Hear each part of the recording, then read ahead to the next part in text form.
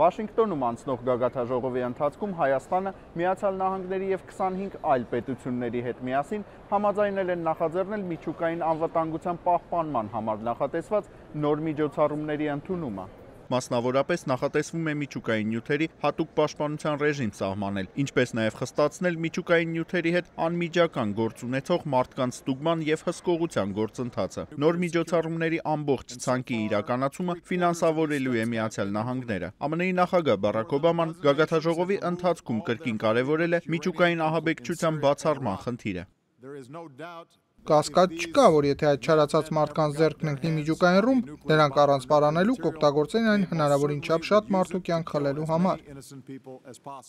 Օբամայի խոսքով միջուկային անվտանգությունն այն կարևորագույն խնդիրներից է, որն անհնար է ապահովել առանց մյուսների հետ սերտ համագործակցության։ Միջուկային վտանգը պետք է բոլոր երկրների ղեկավարներին ստիպի մոռանալ գաղափարական և քաղաքական տարբերությունների մասին և համագործակցել միմյանց հետ սեփական քաղաքացիների կյանքը փրկելու համար։ Պլուտոնիումի նույնիսկ փոքր մասնիկ, ասենք խնձորի չափ, կարող է սպանել և վիրավորել 100 հազարավոր անմեղ մարդկանց։ Դրա օգտագործումը կլինի մարդասիրական, քաղաքական, տնտեսական ու բնապահպանական աղետ, որը զգացվելու է դրանից տասնամյակներ անց։ Նման աղետը կփոխի մեր աշխարհը։